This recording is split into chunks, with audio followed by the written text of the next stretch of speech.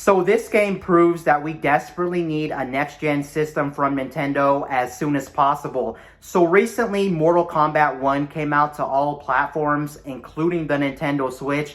But the Switch version has two things going for it that make it pretty much a no-buy.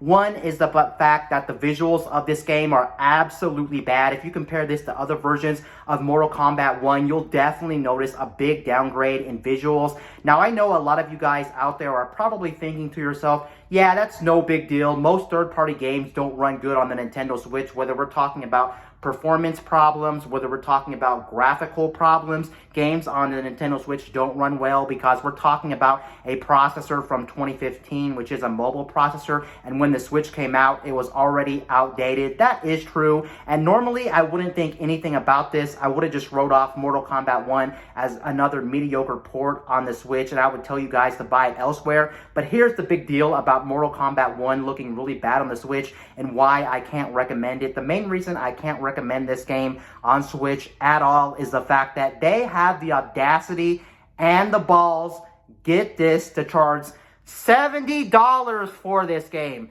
If they didn't have the audacity and the balls to charge $70 for this game, then I would probably say it is what it is. It's a fair deal. But since they're charging the same price as the other platforms out there, I just cannot recommend this game. They should have at least charged about $50 for this game instead of charging $70 for this game that the other versions are going for, because you are getting an inferior version of the game. But I know companies are probably sitting there thinking, yeah, there's a lot of people who own the Nintendo Switch that are going to buy this game, whether it's for the portability of the Switch or whether the Switch is the only platform they own to play games, and they desperately want to play Mortal Kombat 1, they'll easily pay $70 for this game, which is absolutely abysmal and an abomination. And they should honestly be ashamed of theirselves that they're charging $70 for this game when you can easily go out there, if you have another platform, and buy this game. I can't even recommend you guys go out there and buy this game, even for the portability of the Switch. It honestly doesn't make sense to me,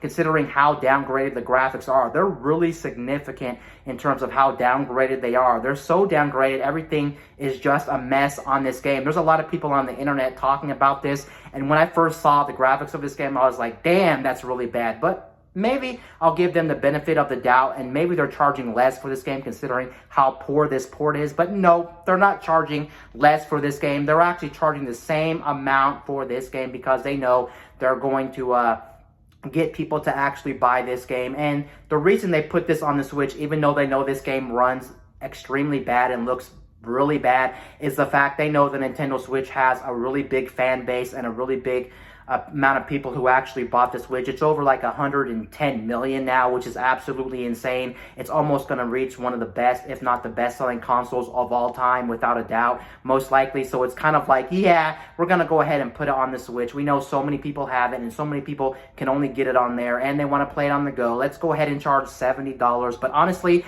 I cannot recommend this in any shape or form on the Nintendo Switch. Maybe in a couple of years when this game goes on sale really, really dirt cheap, then maybe you'd want to pick it up, maybe just for the durability or something like that. But honestly, at the time of this recording, I definitely cannot recommend Mortal Kombat 1 on the Nintendo Switch to anybody out there. It's a disgrace to the Mortal Kombat name. It's also a disgrace to the Nintendo Switch. It just doesn't make sense.